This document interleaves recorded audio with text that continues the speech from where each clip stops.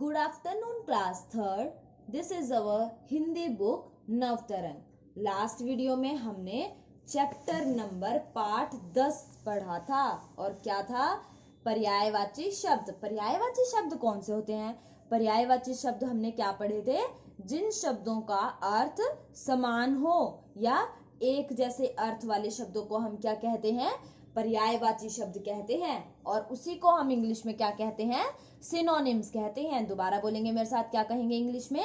Synonyms. और हिंदी में पर्यायवाची. देखो इंग्लिश में हम सिमिलर वर्ड्स पढ़ते हैं, सेम मीनिंग वाले वर्ड्स होते हैं, ठीक है, या फिर वर्ड मीनिंग जो पढ़ते हैं वो सारे क्या हुए? सिनोनिम ही तो हुए. और हिंदी में हमने क्या पढ़ा? पर्यायवाची. तो जब आपसे बोलेंगे इंग्लिश में सिनोनिम्स तो आपको क्या समझ में आएगा? सेम, SYNO, सेम, और निम. निम का मतलब नेम, जिनका नेम सेम हो, जिनका नाम का मतलब जो है समान हो, ठीक है.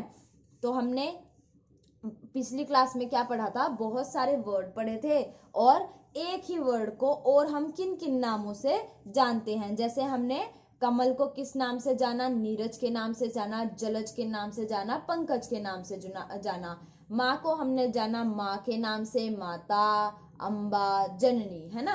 तो इस तरीके से एक ही चीज को हम कितनी तरीके से बोल सकते हैं. तो मैंने आपको यहाँ चंद्रमा से लेके और इस पेज पे पक्षी तक इनके सभी को नोटबुक में नोट डाउन करना दिया था और साथ में कहा था कि इनके दो दो पर्यायवाची शब्दों को आपको याद भी करना है. तो आई होप आप सबने लर्न कर लिया होगा. पहले एक बार उससे दोबारा से रिवाइज करेंगे. और आज का होमवर्क क्या रहेगा? बादल से लेके और शेर तक, यहां से लेके यहां तक. कहां से? बादल से लेके और शेर क्या होता है? वनराज, ठीक है. यहां तक आपको अपने नोटबुक में लिखने भी हैं और साथ में लर्न भी करने हैं. लिखेंगे बोल बोल के, ठीक है ना. लिखेंगे कैसे? बोल बोल के लिखेंगे. एक बार नहीं लिखेंगे, 2 बार लिखेंगे, ठीक है. एक बार दोबारा देख लेते हैं किसको क्या बोलते हैं. बादल, मेघ, जलद, जलधर. बादल, मेघ, जलद, जलधर. सांप, सर्प, नाग, भुजंग. सांप, सर्प, नाग, भुजंग. साथ साथ बोलेंगे मेरे. झंडा, ध्वज, पताका, ध्वजा. झंडा, ध्वज, पताका, ध्वजा. आगे चलते हैं. वायु. वायु किसे कहेंगे? पवन, समीर, हवा. किसे कहेंगे वायु? पवन, समीर, हवा. आगे है कृष्ण. कृष्ण किसको कहेंगे? गोपाल, कन्हैया, माधव. किसको कहेंगे कृष्ण?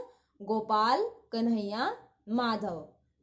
पेड़. पेड़ को क्या कहेंगे? वृक्ष, तरु, पादप. क्या कहेंगे? वृक्ष, तरु, पादप. आगे क्या है? भगवान. भगवान को क्या कहेंगे? प्रभु, परमात्मा, ईश्वर.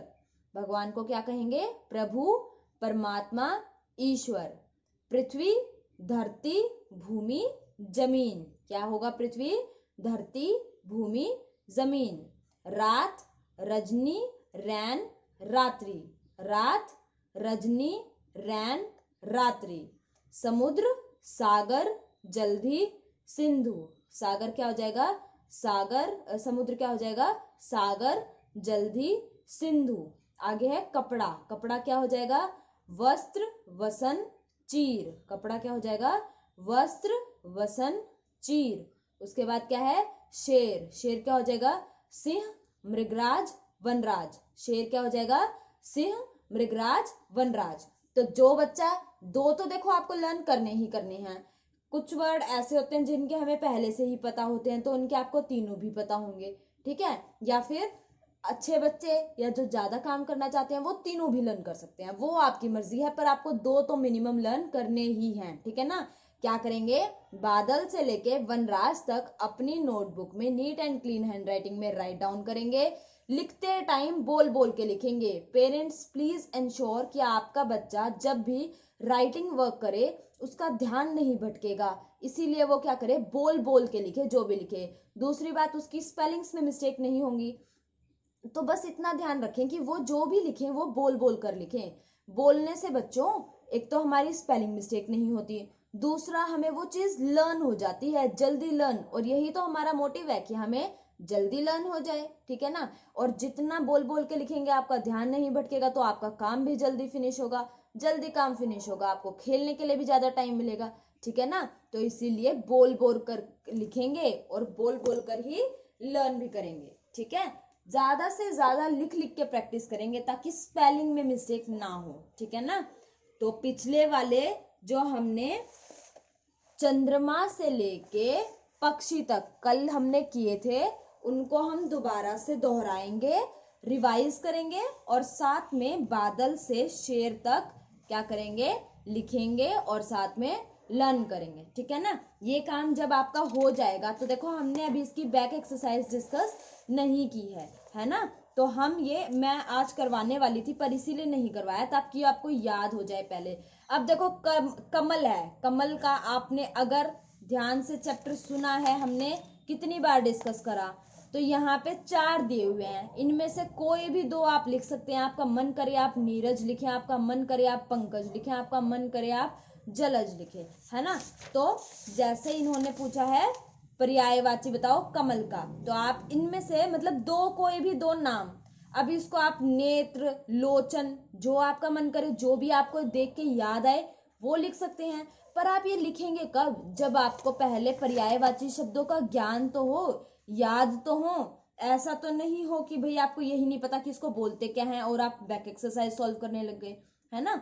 तो पहले इनको अच्छे से लर्न कर लेंगे, उसके बाद हम कल इसकी बैक एक्सरसाइज को डिस्कस करेंगे। बैक एक्सरसाइज में मैं कुछ नहीं करवाऊंगी, आप खुद ही ढूंढेंगे, आप देखेंगे कि ये क्या है, ये क्या है ना। जब आप आज वाला करेंगे तो आपको पता लगेगा शेर को हम क्या क्या बोलते हैं, ये क्या है, ये तो सबको ही पता है क्या है, पर इसको और क्या क्या बोलते हैं। चांद हमने कल पढ़ लिया तो आपको पता होगा इसको क्या क्या बोलेंगे, ठीक है। अब इसी तरीके से सही पर्यायवाची शब्द छांटने हैं, तो वो जब आपको पर्यायवाची शब्दों का ज्ञान होगा तभी तो आप छांट पाएंगे, है ना। अब यहाँ मिलान करने हैं, सांप को और क्या बोलते हैं, भुजंग बोलते हैं।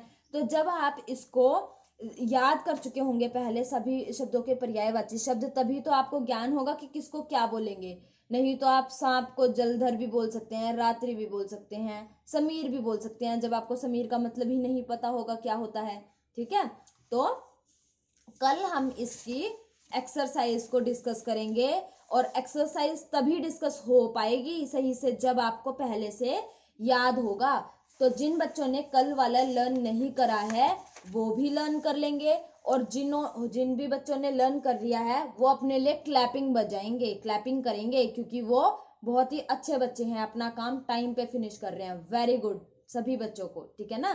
तो जल्दी से इनको पहले लर्न करेंगे, साथ में राइट डाउन करेंगे, उसके बाद हम कल इसकी बैक एक्सरसाइज को डिस्कस करेंगे। तब तक अच्छे बच्चों की तरह पढ़ते रहेंगे, अपने पेरेंट्स को तंग नहीं करेंगे और उनकी सभी बातों को मानेंगे, ठीक है। All the best.